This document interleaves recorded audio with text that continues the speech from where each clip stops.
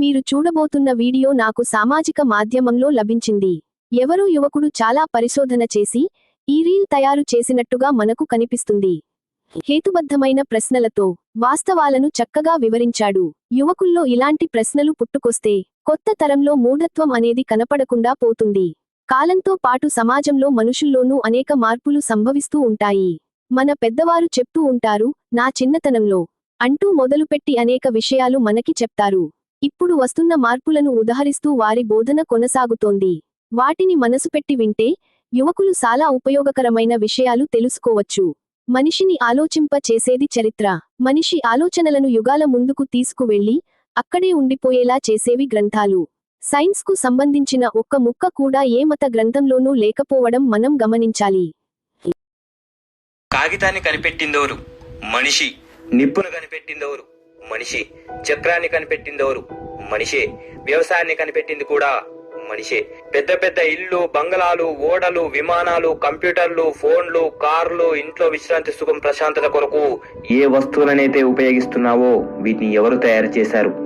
మనిషి. ఏ Facebook, వాట్సాప్లలో posting చదువుతున్నావో వీటిని ఎవరు సృష్టించారు? మళ్ళీ సమాధానం మనిషే. ఈ సమాజాన్ని నిర్మించిందెవరు? ఒక మనిషే. మతాలను, ధర్మాలను సృష్టించిందెవరు? మనిషే. మందిరము, మసీదు, చర్చి సృష్టించిందెవరు? మనిషే. వీటిల్లో దేవుణ్ణి ప్రతిష్ఠించింది కూడా మనిషే. విచిత్రమైన విషయం ఏమిటంటే ప్రతి ఒక్కటి మనిషే సృష్టించాడు.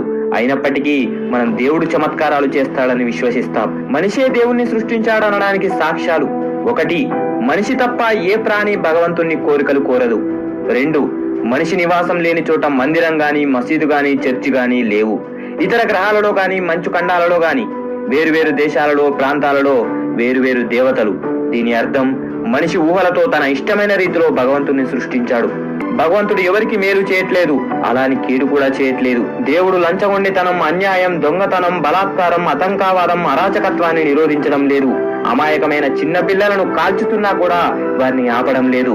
మందిరాలు, మసీదులు, చర్చులు, ధ్యాన మందిరాలు ఇవి దేవుని నిలయాలే చెప్పుకునే చోట కూడా మహిళలు, పిల్లలు సురక్షితంగా లేరు.